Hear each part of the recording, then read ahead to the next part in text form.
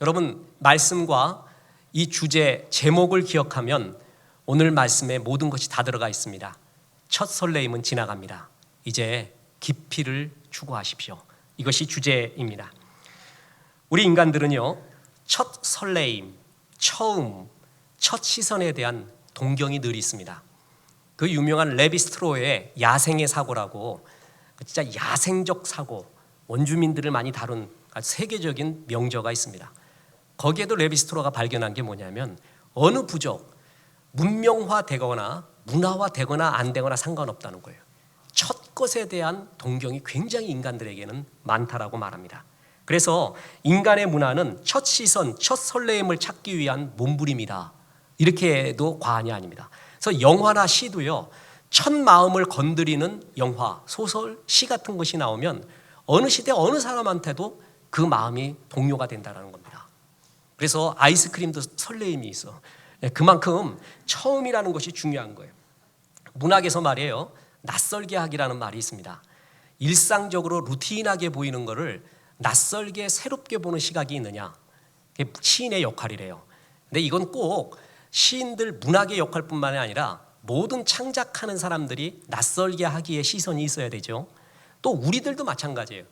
늘 눈에 보이는 일상 속에 낯섦과 새로움을 볼 줄 아는 눈이 있다면 얼마나 멋집니까?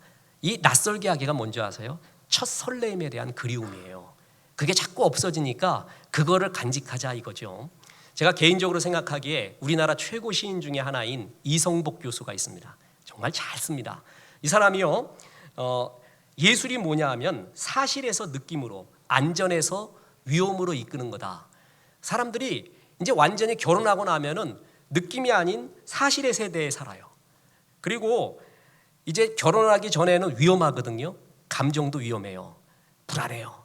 요동쳐요. 그래서 그 위험이 없어지고 안전이 된대요. 그런데 예수는 이 반대다. 사실을 다시 한번 느낌으로 이끌고 안전을 다시 위험으로 이끌면서 인간다움을 회복하게 하는 거다. 똑같은 얘기예요. 이게 다 뭐냐? 낯설게 하기. 처음 것에 대한 그리움입니다. 근데 말입니다, 여러분, 첫 설레임에로의 추구는요, 내가 늘 과거로 살겠다는 얘기입니다. 여러분, 이건 망상입니다. 우리를 불행하게 하는 게 뭔지 아세요? 첫 설레임입니다. 이제 이건 지나갔습니다. 그러면 더 성숙이 돼야죠. 새가 날지 못하는 경우는 두 가지가 있습니다. 상처 입은 새는 날지 못합니다. 과거에 상처가 있는 새. 또 한 새는 나뭇가지에 매여 있는 새도 날지 못합니다. 과거 성공회로 집착하고 있는 새예요. 새로운 깊이가 있는데 첫 설레임과 첫 것에 대한 동경만이 갖고 있다. 이게 불행이고 그 사람의 성숙이 없다라는 거죠. 자, 여러분, 이렇게 만남 속에 부부도요, 친구도요, 성도들끼리도 새로운 사람을 자꾸 보면 신선해지지만 오래된 성도 보면은 서로가 그냥 산소 같지 않고 산소 같은 거예요. 그럴 경우가 있어요. 그죠? 그럴 때 어떻게 해야 되느냐? 그때부터는 첫 설레임과 신선함을 기대하고 거기에 목숨 걸지 말고 깊이를 추구해야 돼요. 오래된 만남은 이제 뭘 추구하라? 깊이를 추구해야 돼요. 윌리엄 파워스가 속도에서 깊이로라는 유명한 책을 썼어요. 이제 첫 설레임에서 깊이로 성숙해야 됩니다. 오늘 본문이 깊이 에러의 초대입니다. 너희는 깊이 있어져라. 이제 신앙과 만남이, 삶이 깊이 있어져라. 그것이 오늘 본문의 주제입니다. 오늘 본문은 몇 가지의 주제, 우리에게 교훈을 말합니다. 첫째, 신앙에는 단계가 있고 각 단계별로 배워야 할 것이 있다는 거예요. 자, 따라해 봅시다. 신앙에는 단계가 있습니다. 자, 여기에 보면 네 가지 단계가 나와요. 하나는 자녀됨의 단계, 아이, 청년, 아비의 단계가 있다는 거예요. 그리고 그 단계별로 배워야 할 것이 있대요. 첫째 보세요. 자녀됨의 단계에서는 죄사함을 경험하는 단계예요. 2장 12절, 자녀들아 내가 너희에게 쓰는 것은 너희 죄가 그의 이름으로 말미암아 사함을 받았으며. 하나님의 자녀는 언제 돼요? 주님 영접하며 죄사함 받을 때부터 시작되죠. 첫 단계가 자녀됨의 단계예요. 두 번째 단계가 있는데 아이들의 단계래요. 이 아이들의 단계는 하나님을 경험해가는 단계예요. 자, 그래서 2장 14절 보세요. 아이들아 내가 너희에게 쓴 것은 너희가 아버지를 알았으며. 처음에 태어났는데 아무것도 몰라요. 그런데 뭘 통해서 알아가냐면 기도를 통해서예요. 기도하면 하나님 들어주고 역사하고 관계가 맺어지거든요. 엄마 줬죠. 엄마 뭐 줘. 그럼 엄마가 해줘요. 그때부터 관계가 형성돼요. 기도함으로써 아버지를 알아가기 시작하는 기도의 체험의 단계가 뭐예요? 아이의 단계예요. 그러나 또 하나의 단계가 있는데 청년의 단계라는 것이 있어요. 이 청년의 단계는요, 인생이 이제 달라지기 시작하는데 말씀을 경험하는 단계예요. 자, 보세요. 2장 13절 쭉 읽다가 청년들아 내가 너희에게 쓰는 것은 너희가 악한 자를 이기었습니다. 14절에도요. 쭉 읽다가 청년들아 내가 너희에게 쓴 것은 너희가 강하고 하나님의 말씀이 너희 안에 거하시며 너희가 흉악한 자를 이기었습니다. 청년의 단계는요. 강해지고 악한 자, 악한 영이죠. 이거를 이기는 단계래요. 그게 뭐냐면 뭘로 이긴다까지 말했어요? 말씀이에요. 말씀 체험을 하는 단계가 청년의 단계예요. 여러분 마귀는요. 마음을 통해서 옵니다. 광명의 천사로 속여요. 가장 마귀적이지 않으면서 광명의 천사같이 속이는 생각과 마음을 불어넣어요. 이걸 이기는 게 뭐예요? 이길 수 없어요. 자꾸 유혹에 빠지고 생각에 빠지고 불면에 빠지고요. 내 마음 다스림, 지킴, 우리 인간의 죄성이 있는 인간은 불가능합니다. 이걸 이기는 게 뭔지 아세요? 말씀이에요. 말씀. 그래서 마귀가 뭘 했습니까? 광야에서 주님한테 돌이 변하여 떡되게 하라고 하는 거죠. 예수님은 기적 일으키려고 왔어요. 근데 마귀는 마술을 일으키래. 돌이 변하여 떡되는 건 마술이라고 해요. 사람 변하는 걸 기적이라고 해요. 주님은 기적을 위해 왔는데 마귀는 기적을 마술 차원으로 끌어내리는 거예요. 마술 정도로 해라. 그때 뭐냐 하면은요. 주님이 이긴 게 뭐예요? 기록되었을 때. 기록되었을 때. 수없이 말씀으로 이겨요. 악한 영의 유혹과 생각과 그런 현혹을 이기는 건 뭐냐면 말씀이 있냐예요. 그러니까 마음이 평강한 사람이 있어요. 정말 넉넉하고 평화로운 사람의 특징이 뭔지 아세요? 말씀이 많아요. 진짜 믿는 말씀이 있어요. 그게 날 지배할 때예요. 이게 바로 뭐예요? 청년의 단계예요. 그런데 여기서 그치지 않고 또 하나의 단계가 있대요. 아비의 단계라는 것이 있다라는 거예요. 자, 2장 14절에 보니까 아비들아 내가 너희에게 쓰는 것은 너희가 태초부터 계신 일을 알았으며. 아비의 단계는 뭘 알기 시작하냐 하면은 태초부터 계신 하나님이에요. 자, 여러분 잘 들어보세요. 아이의 단계는요. 내 문제를 해결해 주는 하나님이에요. 내 갈등과 목마름과 아픔을 해결해 주는 하나님이 아이의 단계예요. 그런데 이제 아비의 단계가 되면 그런 나의 실존의 문제를 벗어나서 내 문제를 해결해 줘도 되고 안 해줘도 되고 문제를 해결해 주는 하나님, 안 해주면 문제 있는 하나님이 아니라 해결해 줘도 안 해도 하나님은 하나님이에요. 이걸 인정하는 거예요. 이게 성숙이에요. 이게 깊이라는 거죠. 그래서 뭐냐면 아비들의 단계는 이제 네 문제를 해결해 주는 실존 속에 매여 있는 하나님이 아니라 태초부터 계신 하나님, 자유하신 하나님, 진짜 하나님을 체험하는 단계가 깊이요 성숙이에요. 바로 뭐냐 하면 이게 아비의 단계라는 것입니다. 이게 바로 신앙의 깊이죠. 그래서 이제 하나님의 교훈은 두 번째로 뭡니까? 이제는 점차 깊이를 추구하라는 것입니다. 자녀, 아이, 청년의 단계에서 아비의 단계로 성숙해야 됨을 말하고 있습니다. 우리가 흔히 제일 멋진 말이지만 이 말 때문에 환장하는 말이 있어요. 부모는 뭐냐면 본이 되라 자녀에게. 누가 몰라. 이게 안 되니까 환장하는 거죠. 또 하나 신앙에서 영원한 걸림돌 하나가 있어요. 첫사랑을 회복해라. 네가 첫사랑을 잊었다. 이것 때문에 첫사랑을 회복하기 위하여 몸부림을 쳐보는데 안 돼. 오해를 하기 때문에 그래요. 첫사랑에 대한 오해. 그때 성경이 말하는 첫사랑이 뭐냐면 처음 주님 사랑했을 때의 감정이 아닙니다. 처음 사랑했을 때의 감정 상태가 아니에요. 나이 들어가면요 그런 감정 별로 없어져요. 그죠? 어느 곳을 가거나 어디서 삼겹살 먹을까 이 생각이 나는 게 당연지사예요. 그게 나이 들어가면서 이제 느껴지는 거거든요. 물론 예외도 몇 있지만 말이에요. 첫사랑을 회복하라는 거는 처음 설레임과 감정을 회복하라는 게 아니라 그 첫사랑을 주님께 사랑했던 그 강도 깊이 그게 성숙돼 가라는 거예요. 그걸 잊지 말라는 거예요. 이제 주님 떠나 있지 말고 그 사랑했던 깊이로 계속 가라는 거예요. 성숙을 의미하는 거예요. 성숙. 여러분 그렇습니다. 이제 첫 설레임에 목숨 걸지 말고 깊이를 추구하십시오. 신앙이요, 처음에는 막 기도하고 말씀 보고 그러면 역사가 많이 일어나요. 그런 체험 해봤어요?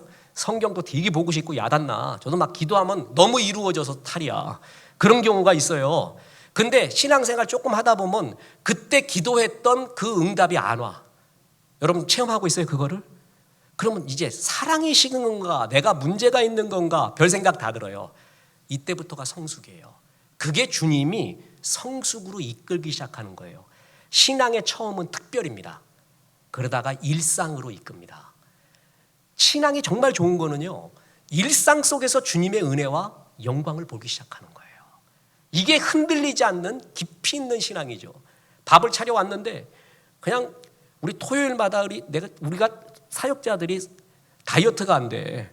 하려 그래도 우리 집사님들이 와가지고 김태형 권사님, 김영장 원사님 와서 점심을 해주는데 환장하겠어. 그냥 두 그릇씩 다 먹고 어젠 또 짜장면하고 짜장하고 또 탕수육을 해주네. 시키지도 않고 어떻게 만들었는데 그렇게 잘해. 특별식이 있어요. 근데 그거보다 더 환장하는 거는 두부조림 하나, 멸치볶음 하나, 이거 일상적인 게 나오는데 그게 사람을 잡아.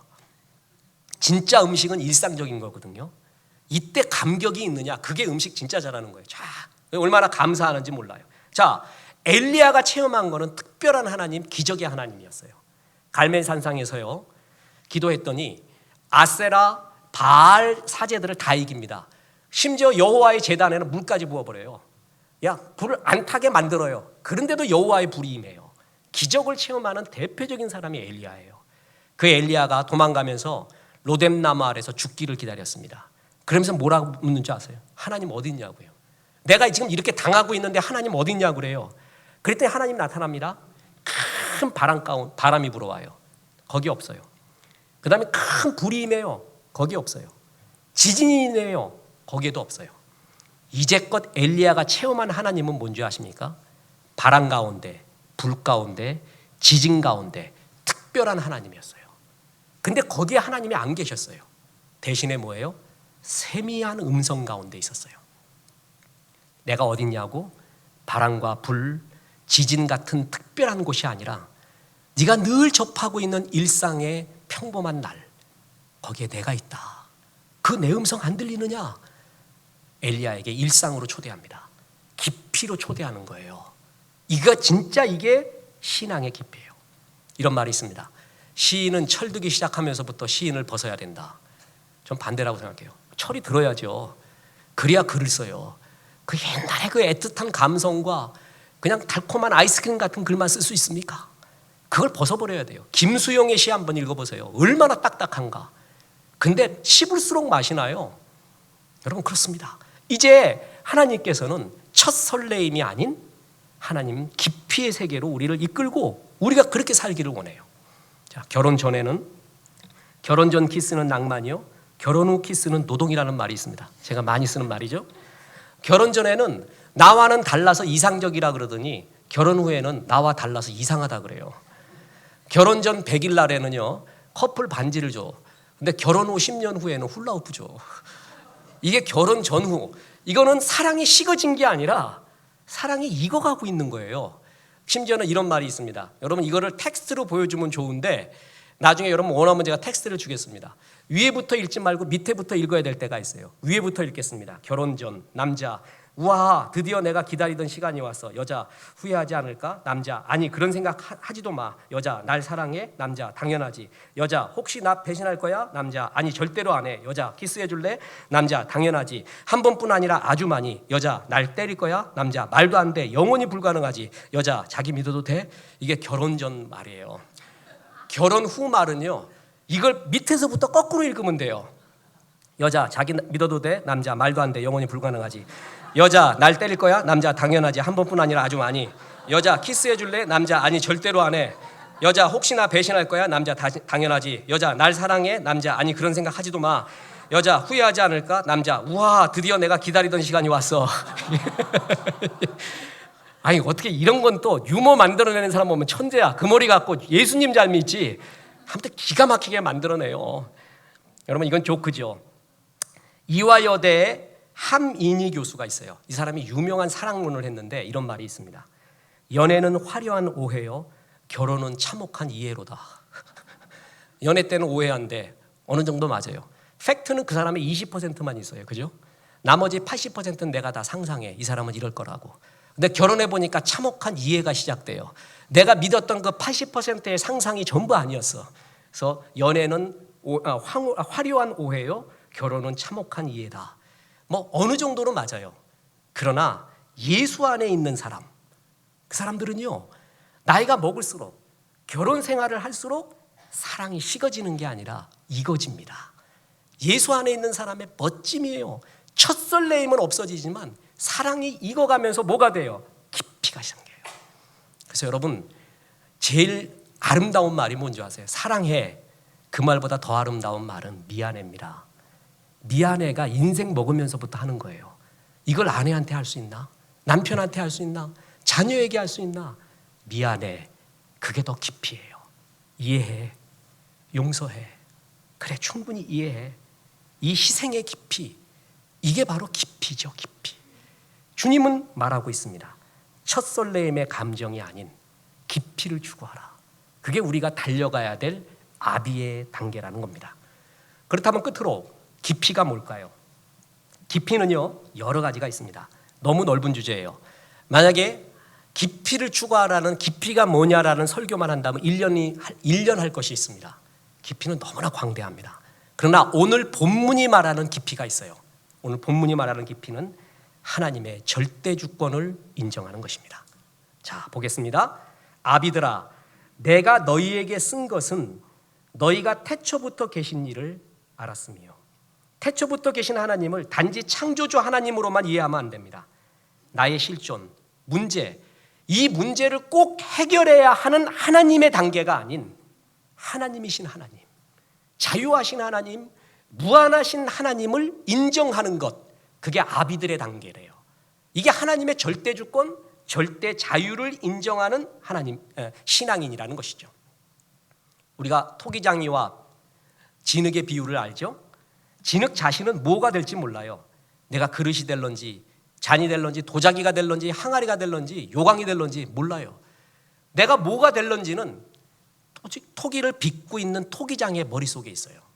신앙이 뭔지 아세요? 나는 이 모양이 되고 싶어요. 이렇게 되고 싶어요. 나는 멋진 와인잔을 만들어주세요. 나는 이거 만들어주세요가 아니라 주님이 옳습니다. 토기장이신 주님이 맞습니다.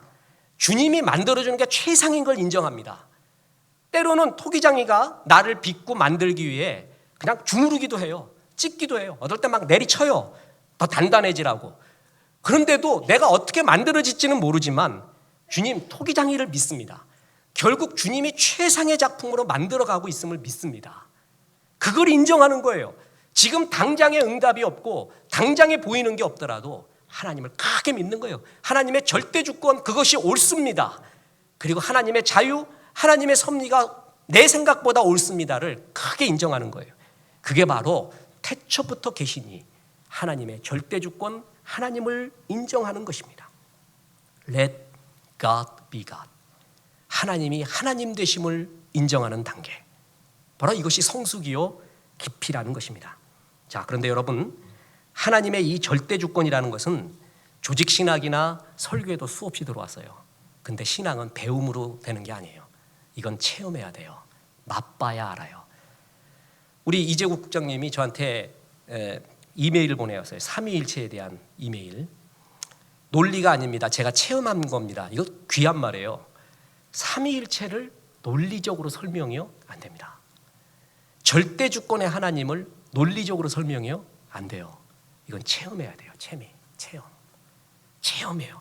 그래서 하나님이 이 깊이를 진짜 체험하기 위해서 우리에게 허락하는 게 바로 고난이라는 거예요. 이 고난을 통해 깊어지게 만들어요. 고난이 힘들어요.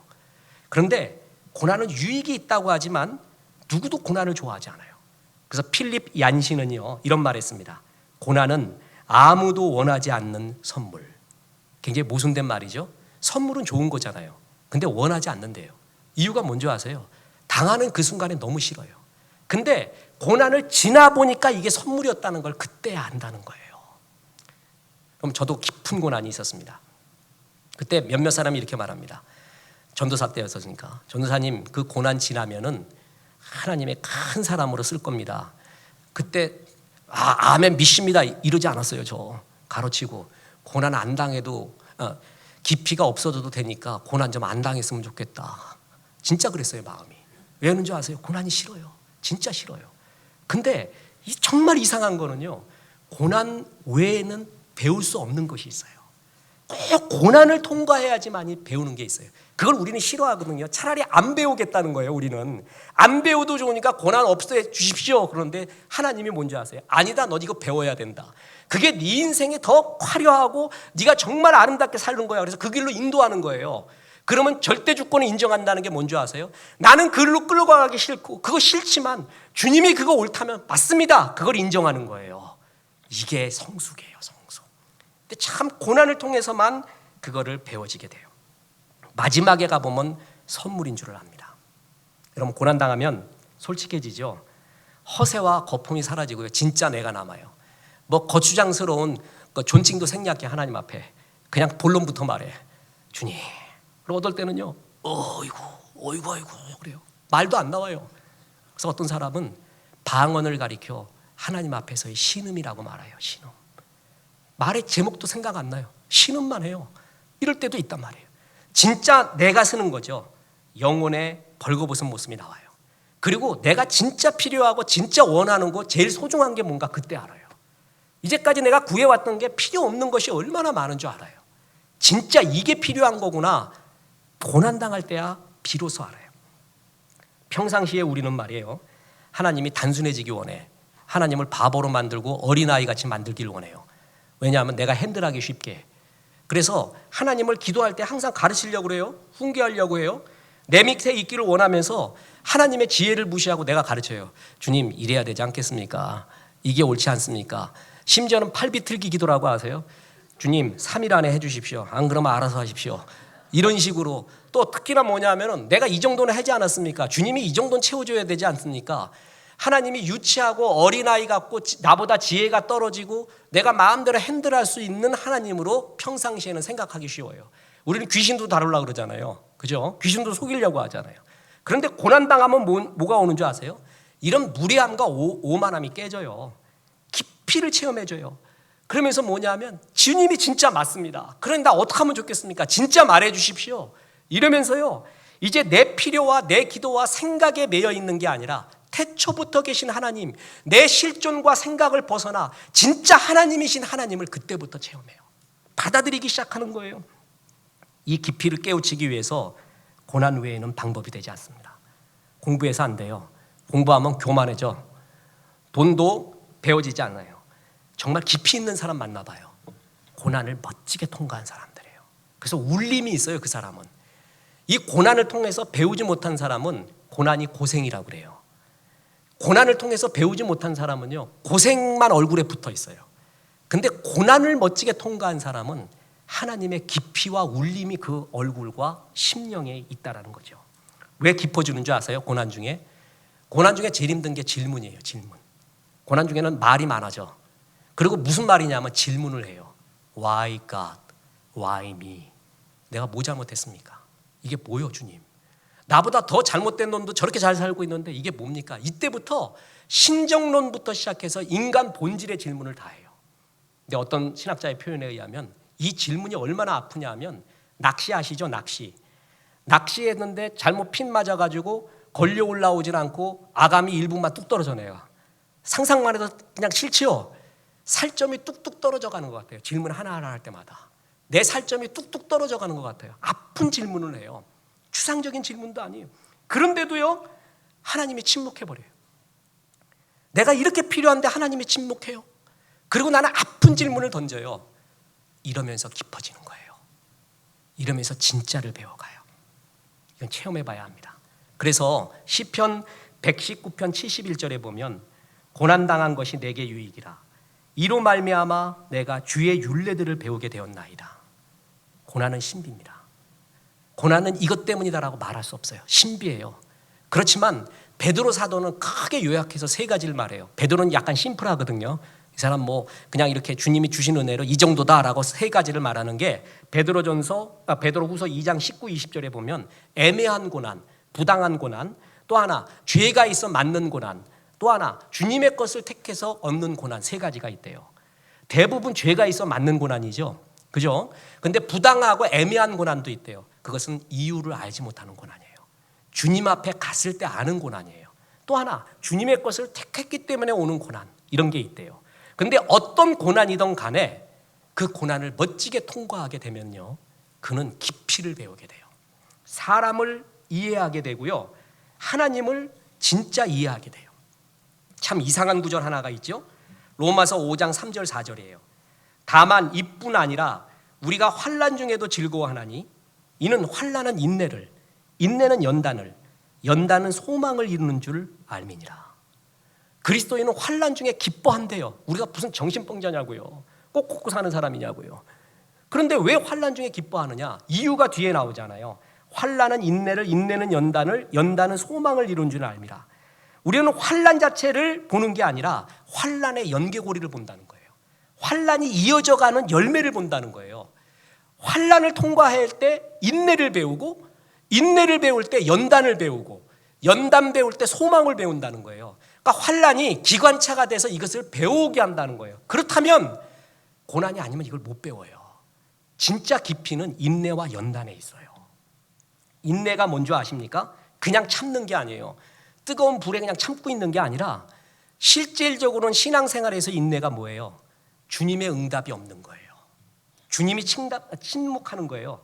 응답이 없음에도 불구하고 흔들리지 않는 거예요. 주님을 크게 믿어서요. 이게 성숙이에요. 이 인내를 통과한 사람 정말 멋진 사람이에요. 이 인내를 통과하면 뭐가 이루어지는 줄 아세요? 연단이 온대요. 연단은요, 한마디로 불순물이 빠지는 거예요.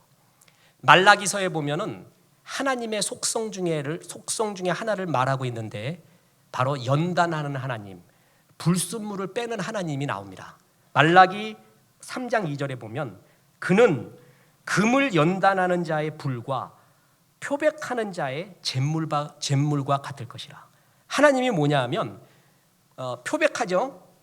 락스 뿌려가지고 표백하는 잿물과 같은 역할을 한대요.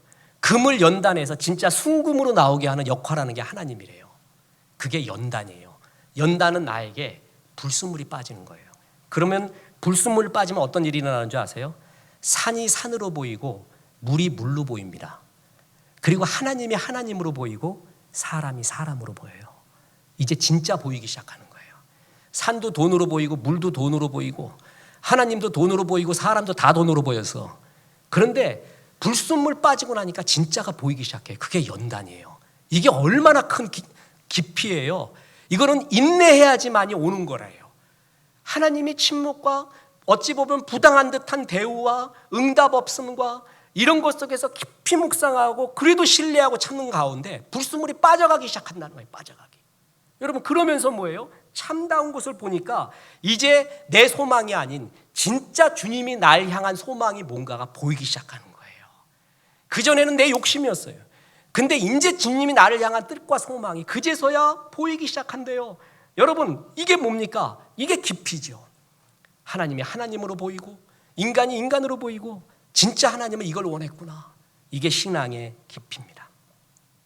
윌리엄 파워스의 속도에서의 깊이로 이 시대는 이제 깊이 있는 사람을 찾는다라는 것입니다. 그렇습니다. 내가 저도 고난을 받았습니다. 그리고 깨달은 것이 몇 가지가 있는데 그 중에 이런 게 있어요. 행한 것만 열매가 아니라 버린 것도 내려놓은 것도 열매구나. 저는 달려가는 것만 열매인 줄 알았어요. 그래서 내가 뭘 만들어 놓는 거. 그런데 아니에요. 내가 버린 게 있어요. 주님 때문에. 그리고 내가 내려놓은 게 있어요. 그것도 열매구나라는 걸 알았어요. 또 하나가요. 달려가는 것만 장땡인 줄 알았어요. 그러나 더 위대한 힘은 스톱하는 힘이구나. 달려가는 힘과 스톱하는 힘이 똑같구나.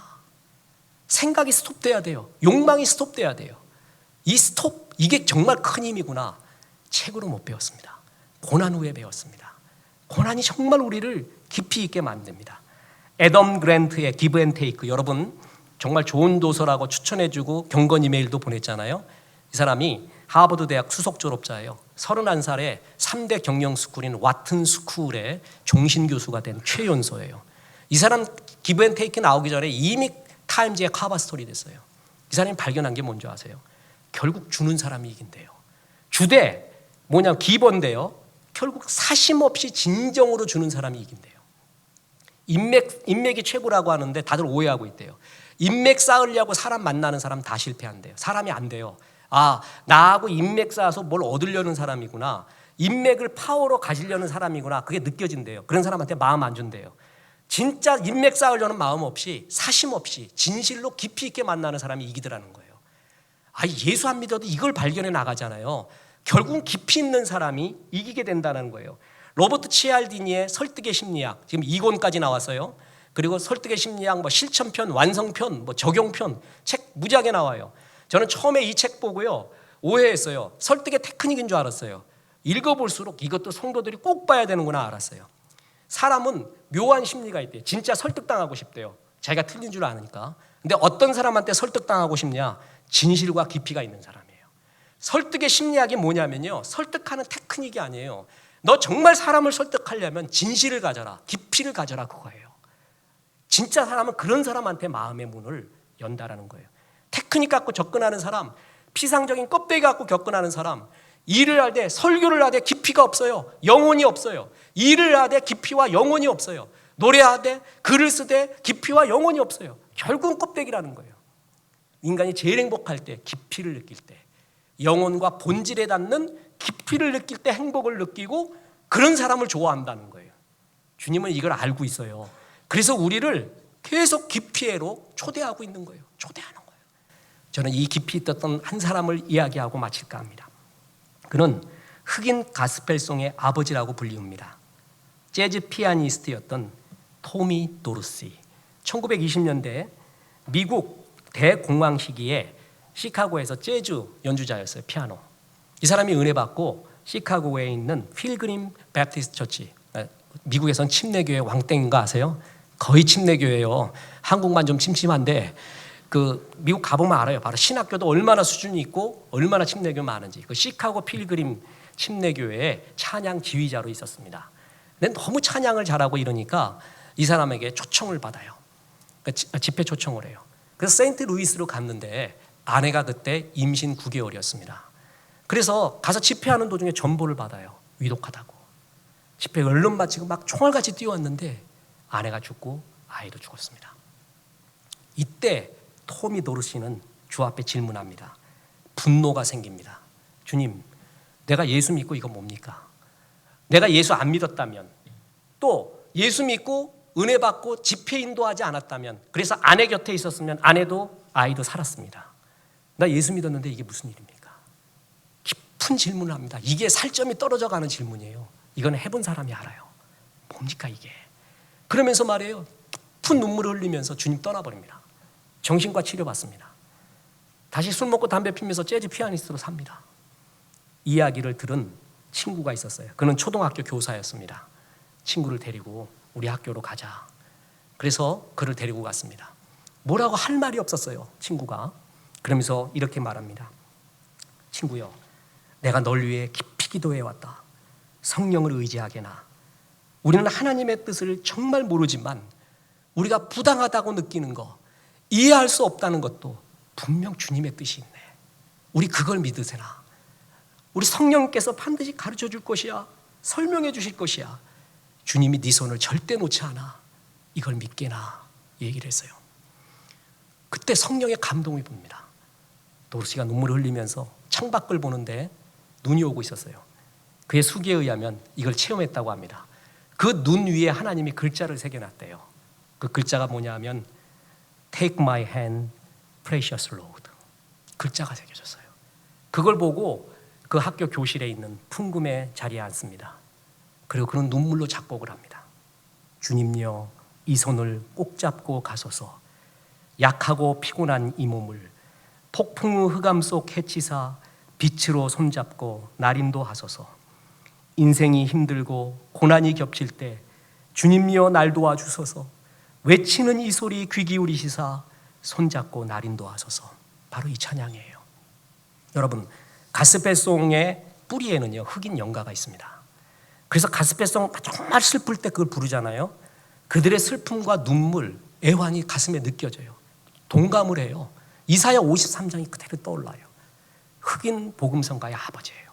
그 후 그가 100년 동안에 얼마나 많은 작곡을 하고 얼마나 많은 상처받은 자에게 위로를 줬는지 모릅니다. 그 찬송은 정말 달라요. 가슴을 치는 것 같아요. ጨ쩍 울려요. 그는 정말 깊이 있는 작곡을 그때 하게 된 것입니다. 인생 살다 보면요 설명 안 되는 일이 너무 많아요. 이해 안 되는 게 많아요. 욥기의 주제가 뭔지 아세요? 내가 다 이해할 수 없다는 거예요. 설명으로 불가능하다는 거예요. 논리로 불가능하다는 거예요. 그런데 주님 믿습니다. 이게 바로 성숙입니다. 난 그래도 지금 이해할 수 없어도 설명할 수 없어도 말할 수 없어도 믿습니다. 이게 성숙이에요. 난 주님 떠나지 않습니다. 이해할 수 없다고 설명할 수 없다고 주님 떠나지 않고 끝까지 주님께 밑에 있으며 주의 선하심과 마침내 이루시는 주의 절대 주권을 믿습니다.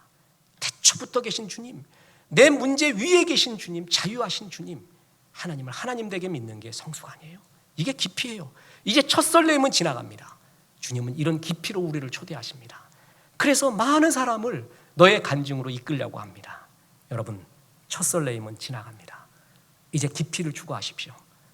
미안하다고 말하고 희생하고 이해한다고 말하고요. 이해할 수 없어도 받아들이고요. 주의 섭리 크게 믿으면서 주 앞에 서 계십시오. 여러분, 이 깊이로 주님이 오늘 초대하시고 수많은 약자들을 그리고 힘든 자들을 당신의 그리고 우리의 깊이의 세계로 주님이 이끌어 주기를 원합니다. 이런 복의 근원 되시기를 주 예수의 이름으로 축원합니다.